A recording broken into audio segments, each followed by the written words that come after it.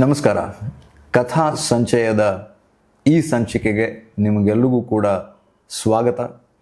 Badakila Pradeep YouTube ಚಾನಲ್ನ ಈ ಸರಣಿ ನಿಮ್ಮನ್ನು ನಿಮ್ಮ ಕಥೆ ಕೇಳುವ ಕುತೂಹಲವನ್ನು ತಣಿಸ್ತಾ ಇದೆ ಅಂತ ಯೋಚಿಸ್ತಾ ಇವತ್ತಿನ ಸಂಚಿಕೆಯನ್ನು ಶುರು ಮಾಡೋ ಹೊತ್ತು ನಮ್ಮ ಜೊತೆ ನಮ್ಮ ಪ್ರೀತಿಯ ಜಗದೀಶ್ ಶರ್ಮಾ ಸಂಪ ಅವರಿದ್ದಾರೆ.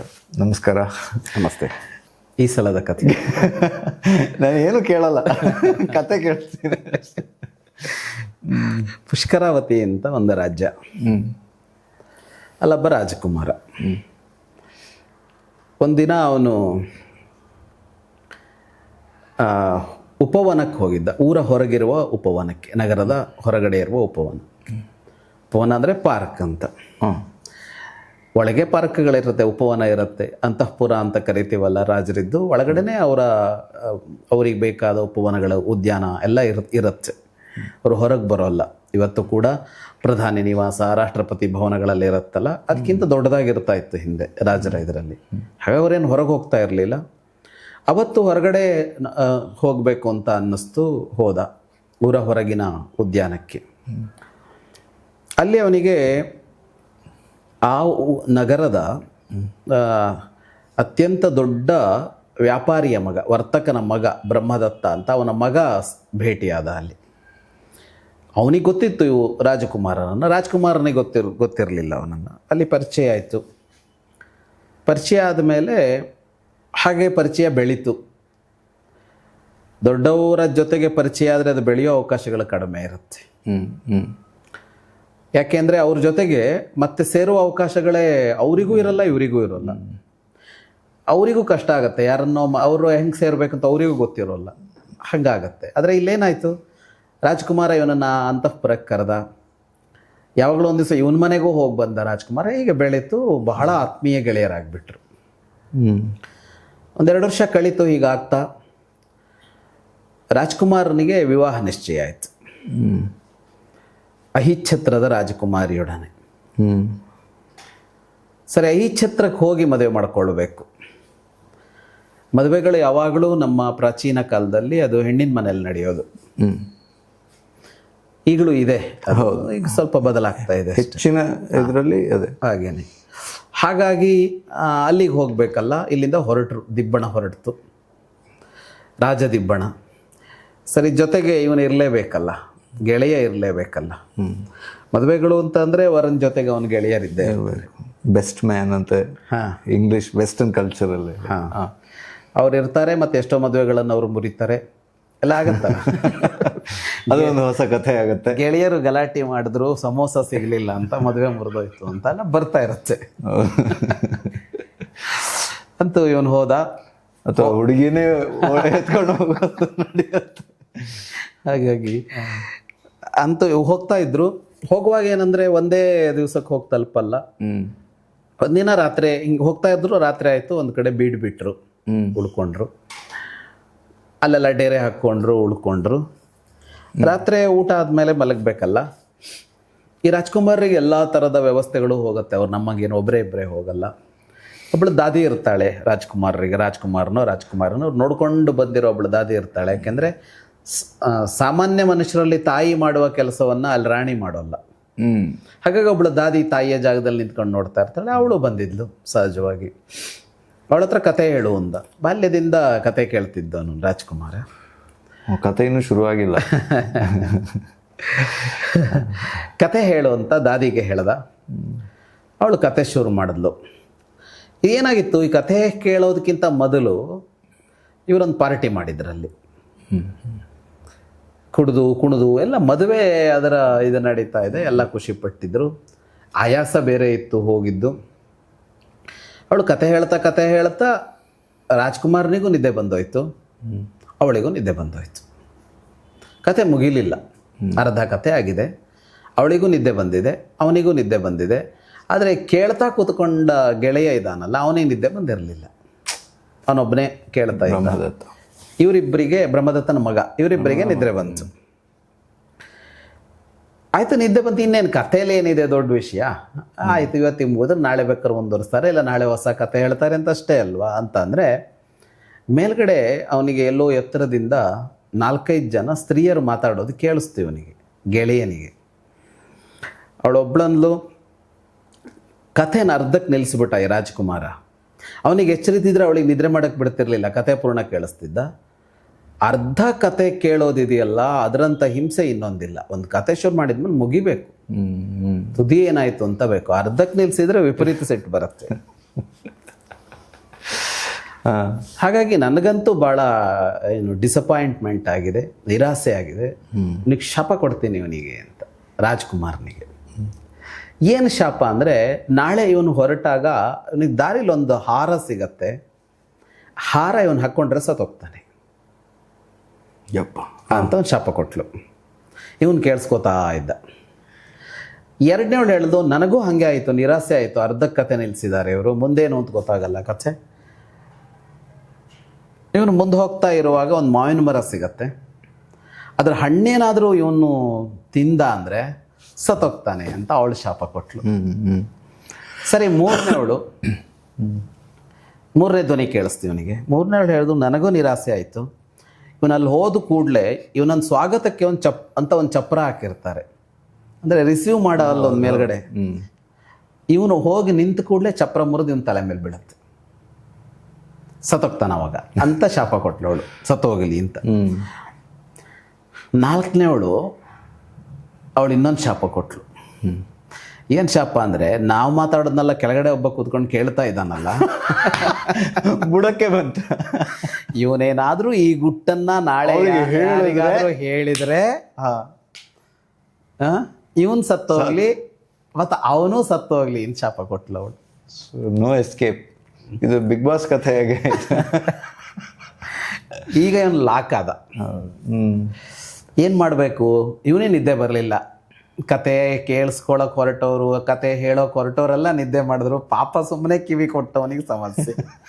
ಹಿಂದಿಂದೊಂದು ಕಥೆಯಲ್ಲಿ ನೋಡಿ, ಕತೆ ಕೇಳ್ತೀನಿ ಅಂತ ಕುತೂಹಲದಿಂದ ಒಂದು ಪುಷ್ಪದಂತಂಗೆ ಸಮಸ್ಯೆ. ಹೌದು, ಇನ್ನೊಬ್ರು ಕತೆ ಕೇಳಬಾರ್ದು ಅಂತ. ಧರ್ಮ ಸಂಕಟ. ಹಾಂ, ಸರಿ, ಬೆಳಗಾಯಿತು. ಏನೂ ಹೇಳೋಗಿಲ್ಲ, ಆಡೋ ಹಾಗಿಲ್ಲ, ಅನುಭವಿಸೋ ಹಾಗಿಲ್ಲ, ಬಿಸಿ ತುಪ್ಪ ಉಗುಳೋ ಹಾಗಿಲ್ಲ, ನುಂಗೋ ಹಾಗಿಲ್ಲ ಅಂತ ಹೇಳೋ ಥರ ಆಗಿಬಿಡ್ತು. ನುಂಗಿದ್ರೆ ಗಂಟ್ಲು ಸುಡುತ್ತೆ, ಉಗುಳೋಕ್ಕೆ ತುಪ್ಪಕ್ಕೆ ತುಂಬ ಕಾಸ್ಟ್ಲಿ. A2 ಮಿಲ್ಕಿನ ತುಪ್ಪ ಹಾಗಾಗಿ ರೇಟ್ ಜಾಸ್ತಿ ಆಗುತ್ತೆ. ಹಾಗಾಯಿತು. ಬೆಳಗ್ಗೆ ಎದ್ದ, ತಲೆಯಲ್ಲಿ ಯೋಚನೆನೇ ಇತ್ತು, ಏನಾದರೂ ಮಾಡಿ ರಾಜ್ಕುಮಾರ ಸಾಯ್ದಿದ್ದಾಗ ನೋಡ್ಕೋಬೇಕು ಅಂತ. ಸ್ವಲ್ಪ ಮುಂದೆ ಹೋದರು, ಆನೆ ಮೇಲೆ ಹೋಗ್ತಾ ಇದ್ರು. ಇವನನ್ನು ಹಿಂದೆ ಕೂರಿಸ್ಕೊಂಡಿದ್ದ ಅವನು ರಾಜ್ಕುಮಾರ. ಮುಂದೆ ಹೋದಾಗ ಇದ್ದಕ್ಕಿದ್ದಾಗೆ ಒಂದು ಫಳಫಳ ಹೊಳೆಯುವ ಒಂದು ಹಾರ ಒಂದು ಮರದ ಕೆಳಗಡೆ ಇದೆ. ರಾಜ್ಕುಮಾರ್ನಿಗೆ ಕಾಣಿಸ್ತು. ಸೇವಕರಿಗಳದಲ್ಲ, ಒಂದು ಹಾರ ಇದೆ, ತೊಗೊಂಬನ್ನಿ ಅಂತ. ನೋಡಿದರೆ ಕಂಡು ಕೇಳರಿಯದ ರತ್ನಗಳೆಲ್ಲ ಇವೆ, ನವರತ್ನಗಳೆಲ್ಲ ಇರೋದು. ಅಂಥದ್ದೊಂದು ನೋಡೇ ಇಲ್ಲ ರಾಜ್ಕುಮಾರ. ಇಷ್ಟು ಚೆನ್ನಾಗಿತ್ತು ಅಂದ್ರೆ ರಾಜ್ಕುಮಾರ್ನಿಗೆ ತಕ್ಷಣ ಹಿಂಗೆ ಹಾಕೋಬೇಕು ಅಂತ ಹಿಂಗೆ ತಗೊಂಡು ಹೋಗ್ತಾ ಇದ್ದಾನೆ. ಟಕ್ ಅಂತ ಇವನು ಹೇಳ್ಕೊಂಡ ಅದನ್ನು, ನೀನು ಇದನ್ನು ಹಾಕ್ಕೋಬಾರದು. ರಾಜ್ಕುಮಾರ್ನಿಗೆ ಇದೇನು ವಿಚಿತ್ರ ಅಂತ ಅನ್ನಿಸ್ತು. ನಾನಲ್ಲದೆ ಇನ್ಯಾರು ಹಾಕ್ಕೋಬೇಕು? ಅಮೂಲ್ಯವಾದದ್ದು ಅಂದ್ರೆ ನನಗೆ ಅದು. ಸರಿ, ಅವನೇನು ಅಂದ್ಕೊಂಡ, ಇವನಿಗೆ ಬೇಕು ಅಂತಿದೆಯೇನೋ, ಆಗಲಿ ಅಂತ ಅವ್ನು ಸುಮ್ಮನಾದ. ಇವನು ಹಾಕ್ಕೊಳಕ್ಕೆ ಹೋಗಿಲ್ಲ, ಅದು ಇವನಿಗೇನು ಸಮಸ್ಯೆ ಇರಲಿಲ್ಲ, ಹಾಕ್ಕೊಳಕ್ಕೆ ಹೋಗಲಿಲ್ಲ. ಮತ್ತು ಇನ್ನೊಂದೇನು ಸಮಸ್ಯೆ ಅಂದರೆ, ಇವರಿಬ್ಬರ ಆತ್ಮೀಯತೆ ಇದರ ವಿಷಯ ಬೇರೆ. ಆದರೆ ಸಾರ್ವಜನಿಕವಾಗಿ ಇವನು ರಾಜ್ಕುಮಾರ್ನ ಹೆಂಗೆ ಗೌರವಿಸಬೇಕು ಹಾಗೆ ಗೌರವಿಸಬೇಕಲ್ಲ. ರಾಜ್ಕುಮಾರ್ ಒಂದು ಹಾರ ಹಾಕ್ಕೊಳಕ್ಕೆ ಹೋದಾಗೆಲ್ಲ ಕಿತ್ಕೊಳ್ಳೋದು ಅಂದರೆ ಭಾರಿ ಮರಣದಂಡನೆಗೆ ಯೋಗ್ಯವಾದ ಶಿಕ್ಷೆ ಬೇಕು. ಅದಕ್ಕೆ ಅಪರಾಧ ಅಂತ ಲೆಕ್ಕ. ಮರಣದಂಡನೆಗೆ ಶಿಕ್ಷಾ ಅಂತ ಅಪರಾಧ ಅಂತ. ಆಯಿತು, ರಾಜ್ಕುಮಾರ ಆಗಲಿ ಬಿಡು ಅಂತ ಸುಮ್ಮನಾದ. ಮುಂದೋದ್ರು. ದೊಡ್ಡ ಮಾವಿನ ಮರ, ಅದರ ತುಂಬ ಹಣ್ಣುಗಳು. ರಾಜ್ಕುಮಾರ್ ಆನೆಯಿಂದ ಕೆಳಗೆ ಹಾರೇ ಬಿಟ್ಟ, ತಡ್ಕೊಳಕ್ಕಾಗಲಿಲ್ಲ ಅವನಿಗೆ. ಸರಿ, ಇವನು ಕೆಳಗಿಳ್ದ. ರಾಜ್ಕುಮಾರ್ನೇ ಹೋಗಿ ಹಣ್ಣು ಕಿತ್ಕೊಂಡು ಹಿಂಗೆ ತಿನ್ನಬೇಕು ಅಂತ ಅಂದ. ಇವನು ಹೋಗಿ ಟಕ್ ಅಂತ ಹಣ್ಣು ಕಿತ್ಕೊಂಡ. ಅವನು ಇವನ ಕಡೆ ತಿರುಗಿ ನೋಡ್ದ. ಈಗ ಮಾತಾಡಲಿಲ್ಲ ಅವನು, ಏನೂ ಮಾತಾಡಲಿಲ್ಲ. ಅವನಿಗೀಗ ಭಾಳ ಸಿಟ್ಟು ಬಂತು ಇವನ ಮೇಲೆ. ಸುಮ್ಮನೆ ಏನೂ ಹೇಳಲೇ ಇಲ್ಲ. ಮತ್ತು ಆನೆ ಹತ್ಕೊಂಡ, ಇವನನ್ನು ಆನೆ ಹತ್ತಿಸ್ಕೊಂಡ. ಸರಿ, ಮುಂದೆ ಹೋದರು. 2ರಿಂದ ಅಂತೂ ತಪ್ಪಿಸಿದೆ. ರಾಜ್ಕುಮಾರ್ನಿಗೆ ಸಿಟ್ಟಾದರೂ ಬರಲಿ, ಇನ್ನೊಂದಾದರೂ ಬರಲಿ, ಏನಾದರೂ ಆಗಲಿ, 2ರಿಂದ ಅಂತೂ ತಪ್ಪಿಸಿದೆ. ಇನ್ನು 3ನೇದೊಂದು ತಪ್ಪಿಸೋದು ಸುಲಭ ಇಲ್ಲ. ಯಾಕೆಂದರೆ ಇಡೀ ಆ ರಾಜ ಅವನ ಕಡೆಯವರು ಸ್ವಾಗತಕ್ಕೆ ಅಂತ ನಿಂತಿರ್ತಾರೆ. ಒಂದು ಸ್ವಾಗತ ಮಂಟಪ, ಅಲ್ಲೇನು ವಾದ್ಯಘೋಷ ನಡೀತಿರುತ್ತೆ, ಇನ್ನೇನು ನೃತ್ಯ ನಡೀತಾ ಇರುತ್ತೆ, ವೈಭವ ನಡೀತಾ ಇರುತ್ತೆ. ಇವನನ್ನು ಅವರು ರಿಸೀವ್ ಮಾಡ್ತಾ ಇರುವಾಗ ಚಪ್ರದ ಕೆಳಗೆ ಹೋಗಬೇಡ ಅಂತಂದ್ರೆ ಯಾವನ್ ಕೇಳ್ತಾನೆ? ಮಾವಿನ ಹಣ್ಣು ತಿನ್ಬೇಡ ಅಂದ್ರೆ ಸರಿ, ಹಾರ ಹಾಕೋಬೇಡ ಅಂದ್ರೆ ಮೈಮೇಲೆ 4 ಹಾರ ಇರುತ್ತೆ, ರಾಜ್ಕುಮಾರಂಗೆ ಏನು ಕೊರತೆ ಇರೋಲ್ಲ. ಆದರೆ ಅದ್ರ ಮೇಲೆ ನಿಂತ್ಕೋಬೇಡ ಅಂತ ಹೇಳೋದಕ್ಕೆ ಒಂದು ಏನಾದರೂ ಒಂದು ಬೇಕಲ್ಲ. ಎಳ್ಕೊಂಡು ದೂಡಕ್ಕೆಲ್ಲ ಹೋದ್ರೆ ಮತ್ತೇನು ಗತಿ ಅಂತ ಭಾರಿ ಚಿಂತೆ ಮಾಡ್ದ. ಅಲ್ಲಿ ಹೋದ, ಏನು ಮಾಡೋದು ಅಂತ ಅವನಿಗೆ ಕೊನೆಗೂ ಬಗೆಹರಿಲಿಲ್ಲ. ಹೇಗೆ ರಾಜಕುಮಾರನನ್ನು ಆ ಮಂಟಪದಲ್ಲಿ ನಿಲ್ಲದೇ ಇರೋ ಹಾಗೆ ಮಾಡಬೇಕು ಅಂತ. ಸರಿ, ಅಲ್ಲೇನಾಯ್ತು, ಅಲ್ಲಿ ಹೋಗ್ತಾ ಇದ್ದ ಹಾಗೆ ಪ್ರಯಾಣದಲ್ಲಿ ಪಕ್ಕದಲ್ಲೇ ಇರ್ಬೋದು, ಅಲ್ಲಿ ಹೋದಾಗ ಇವನ್ ಪಕ್ಕದಲ್ಲೇ ನಿಲ್ಲೋಕೇನಾಗಲ್ಲ. ಸುತ್ತ ಇವನ ರಕ್ಷಣೆ ಮಾಡೋರು ಅವ್ರು ಬರ್ತಾರೆ, ಯಾರ್ಯಾರೋ ಬರ್ತಾರೆ. ಹಿಂಗಾಗಿ ಆ ಕಡೆ ಈ ಕಡೆ ತಳ್ಳಿ ಒಂದು ಸ್ವಲ್ಪ ಹಿಂದೆ ಬಿದ್ದುಬಿಟ್ಟ. ಇರ್ತಾರಲ್ಲ ದೊಡ್ಡವ್ರ ಜೊತೆಗೆ ಸುತ್ತ ಬಂದ್ಬಿಡ್ತಾರೆ. ಅವ್ನು ಯಾರೇ ಆದ್ರೂ ಒಂದು ಸೈಡಿಗೆ ಹೋಗೋದೇನೆ. ಬೌನ್ಸರ್ಸ್ ಬಂದ್ಬಿಟ್ರೆ ಯಾರನ್ನು ಬೇಕಿದ್ರು ಅವರು ದೂರ ಮಾಡಿಬಿಡ್ತಾರೆ. ಹಾಗಾಗಿ ಆಚೆ ತಳ್ಳಿ ಈಚೆ ತಳ್ಳಿ ಅಷ್ಟು ದೂರದಲ್ಲಿದ್ದ ರಾಜಕುಮಾರ ಹೋಗಿ ನಿಂತ. ಅವನ ಸ್ವಾಗತ ಪ್ರಕ್ರಿಯೆಗಳಿಗೆಲ್ಲ ಒಂದು ಕ್ರಮ ಇರುತ್ತಲ್ಲ, ಆರಂಭ ಆಗ್ತಾ ಇತ್ತು. ಇವನಿಗೇನು ಎದೆಳ್ ಡವಡವ. ಉಳಿದವರೆಲ್ಲ ಸಂತೋಷದಲ್ಲಿದ್ದಾರೆ, ಖುಷಿಲಿದ್ದಾರೆ. ಏನು ಸಂಭ್ರಮ ಅಂದರೆ ಸಂಭ್ರಮ. ರಾಜ್ಕುಮಾರನು ಬಹಳ ಖುಷಿಲಿದ್ದಾನೆ, ಒಬ್ಬ ಮಾತ್ರ ಒದ್ದಾಡ್ತಾ ಇದ್ದಾನೆ. ಈ ಕ್ಷಣಕ್ಕಾಗತ್ತೆ ಅಂತ ಇವನು ಒದ್ದಾಡ್ತಾನೆ ಇದ್ದಾನೆ. ಅಂದರೆ ಮುಂದಿನ ಕ್ಷಣ ಗೊತ್ತಿಲ್ಲದೆ ಇರೋದ್ರಿಂದ ಮನುಷ್ಯ ಸುಖವಾಗಿದ್ದಾನೆ. ನಮ್ಗೆ ಎಷ್ಟೋ ಸಲ ಅನ್ಸುತ್ತೆ, ಇದನ್ನೆಲ್ಲ ಗೊತ್ತು ಮಾಡಿಬಿಡ್ಬೋದಲ್ವ ದೇವರು. ಅಂದರೆ ನಮಗೆ ಇಷ್ಟನೇ ವರ್ಷಕ್ಕೆ ಸಾಯ್ತೀನಿ, ಇಂಥವಾಗ ಸಾಯ್ತೀನಿ ಅಂತ ಇದ್ಬಿಟ್ಟಿದ್ರೆ ಮಾಡ್ಬೇಕನ್ನೆಲ್ಲ ಮಾಡಿ ಮುಗಿಸ್ಕೊಂಡು ನೀಟಾಗಿ ಮುಗಿಸ್ತಾ ಇದ್ವು. ಅದು ಗೊತ್ತಾಗಿದ್ರೆ ಒಳ್ಳೇದಿತ್ತು ಅಂತ. ಆದರೆ ಗೊತ್ತಾಗಿದ್ರೆ ಸುಖವಾಗಿ ಬದುಕೋಲ್ಲ ನಾವು ಯಾಕೆ ಸುಖವಾಗಿರ್ತೀವಿ ಅಂದರೆ ನಮಗೆ ಹಿಂದಿನ ನೆನಪುಗಳಿರೋಲ್ಲ, ಮುಂದೇನಾಗತ್ತೆ ಅಂತ ಗೊತ್ತಿಲ್ಲ. ಅದಕ್ಕಾಗೆ ಸುಖವಾಗಿದ್ದೀವಿ ನಾವು. ಈ ಕ್ಷಣ ಮಾತ್ರ ಸತ್ಯ. ಈ ಕ್ಷಣದ ಸತ್ಯವನ್ನು ಆಸ್ವಾದಿಸ್ಕೊಂಡು ಬದುಕಿದ್ದೀವಿ. ಈಗ ಎಷ್ಟಾರು ಜನ್ಮ ಆಗಿದೆ, 100 ಜನ್ಮ ಆಗಿದೆ, ಅದೆಲ್ಲ ಯಾಕೆ ನಮಗೆ ನೆನಪಿರಬಾರ್ದು? ಹಿಂದಿನ ಜನ್ಮದೆಲ್ಲ ನೆನಪಿರ್ಬೋದಾಗಿತ್ತು ಅಂತ ಅನ್ಸತ್ತೆ. ಈ ಜನ್ಮದಲ್ಲಿ ತಿಂದು ಪೆಟ್ಟ ನೆನಪೇ ಕಷ್ಟ ಕೊಡ್ತಿರತ್ತೆ, ನಾನು ನೆನಪಲ್ಲ ಇದ್ರೆ. ಹಾಗಾಗಿ ಯಾಕೆ ಸುಖವಾಗಿದ್ದಾನೆ ಮನುಷ್ಯ ಅಂದರೆ ಮುಂದಿನ ಕ್ಷಣ ಏನಾಗುತ್ತೆ ಅಂತ ಗೊತ್ತಿಲ್ಲ, ಸುಖವಾಗಿದ್ದಾನೆ. ಆ ಭಾರಗಳಿರಲ್ಲ. ಸುಖವಾಗಿರ್ಬೇಕು ಅಂತ ಇದ್ದಾನೆ ಅಂತಲ್ಲ. ಹೆಚ್ಚಿನ ಜನ ಒಂದೋ ನೆನಪಲ್ಲಿ ಬಿದ್ದು ಸಾಯ್ತಾರೆ, ಇಲ್ಲ ಏನೋ ಭವಿಷ್ಯದ ಅಭದ್ರತೆಯಲ್ಲಿ ಒದ್ದಾಡ್ತಿರ್ತಾರೆ. ಈ ಕ್ಷಣವನ್ನು ಅನುಭವಿಸಬೇಕು ಸ್ವಸ್ಥವಾಗಿ. ಹಿಂದೇನಾಯ್ತೋ ಆಗೋಯ್ತು, ಮುಂದೇನಾಗುತ್ತೋ ಗೊತ್ತಿಲ್ಲ ಅಂತ ಈ ಕ್ಷಣವನ್ನು ಎಂಜಾಯ್ ಮಾಡೋದಕ್ಕೆ ಬರಬೇಕು ಮನುಷ್ಯನಿಗೆ. ಹಾಗಾಗಿ ಅವರೆಲ್ಲ ಆ ಕ್ಷಣವನ್ನು ಎಂಜಾಯ್ ಮಾಡ್ತಾ ಇದ್ರು, ಅಲ್ಲಿ ಸಂತೋಷ ಪಡ್ತಾ ಇದ್ರು. ಒಬ್ಬನಿಗೆ ಮಾತ್ರ ಭವಿಷ್ಯ ಗೊತ್ತಿತ್ತು. ಭವಿಷ್ಯ ಗೊತ್ತಿದ್ರೆ ಭಾಳ ಸಮಸ್ಯೆ. ಇನ್ನೇನು ಹಿಂಗೆ ನೋಡ್ತಾ ಇದ್ದ ಅವನಿಗೆ ಒಂದು ಅಲಗಾಟ ಕಾಣಿಸ್ತು, ಅದರಲ್ಲಿ ಒಂದು ಚಲನೆ ಕಾಣಿಸ್ತು. ಅದರಲ್ಲಿ ಅದೇನು ಚಪ್ರ ಅಂದರೆ ಸಾಮಾನ್ಯರ ಚಪ್ರ ಥರ ಇರಲ್ವಲ್ಲ, ದೊಡ್ಡ ಮಂಟಪ ಆಗಿರುತ್ತೆ. ರಾಜನ ಒಂದು ಸಣ್ಣ ಚಲನೆ ಕಾಣಿಸ್ತು.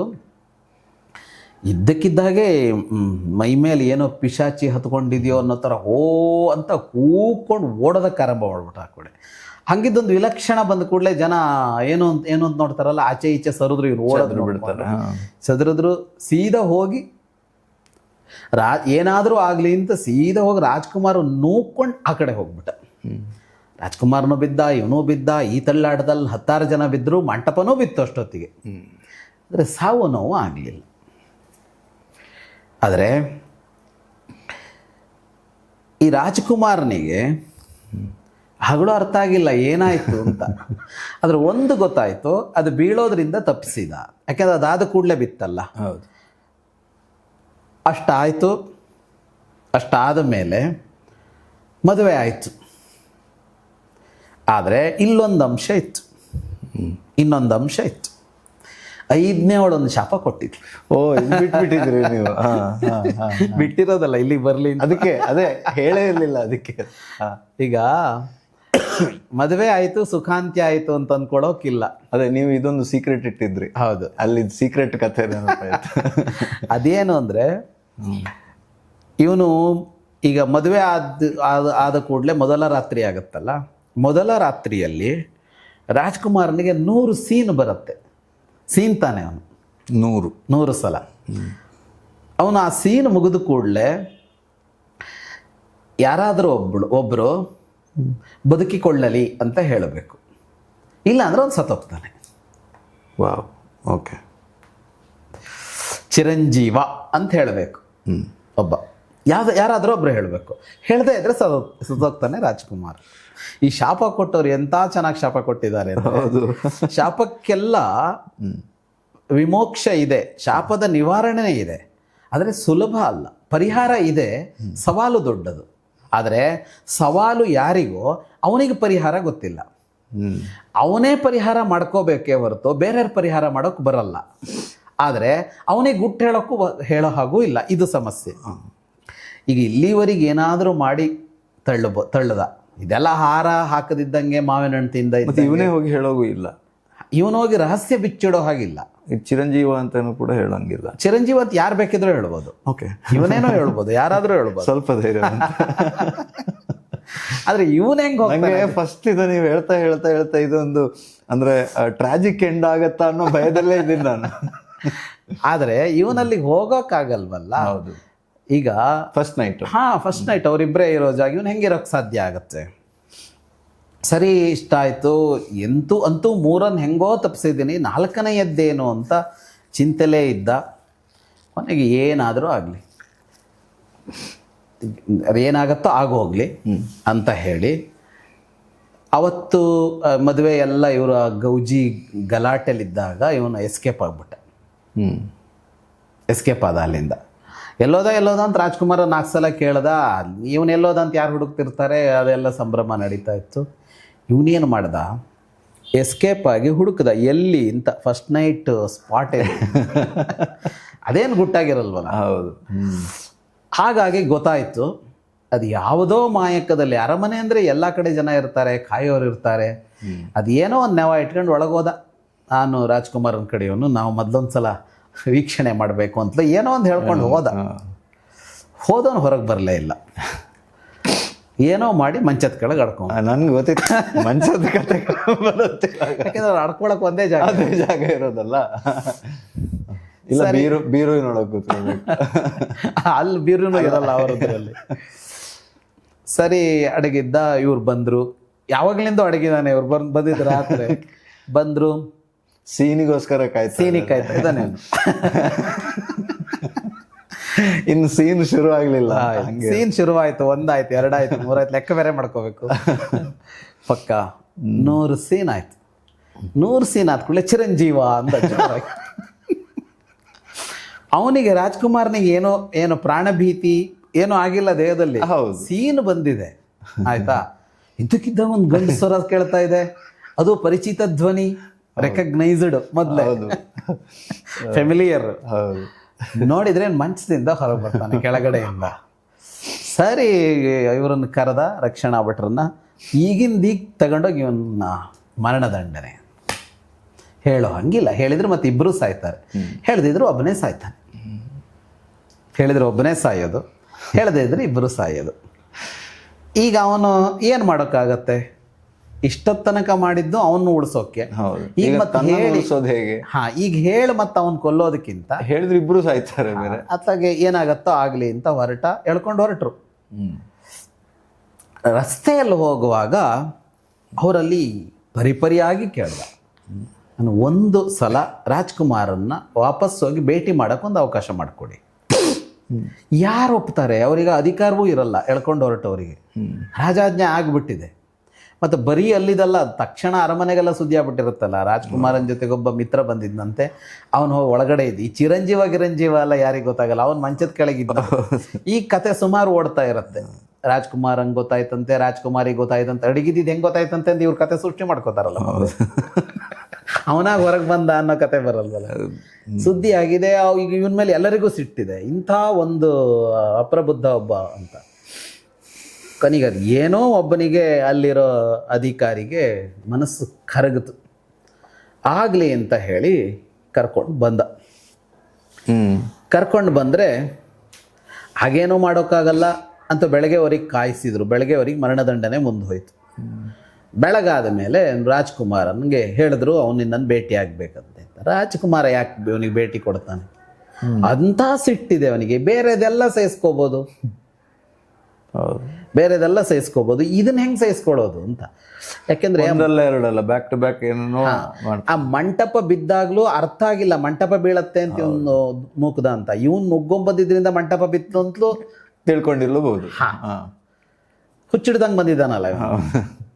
ಅದೇನು ಆ ಮಂಟಪ ತಾತ್ಕಾಲಿಕವಾಗಿ ಕಟ್ಟಿರ್ತಾರೆ, ಅದನ್ನೇ ನಿಧಾನ ಕಟ್ಟಿರೋದಿಲ್ಲ.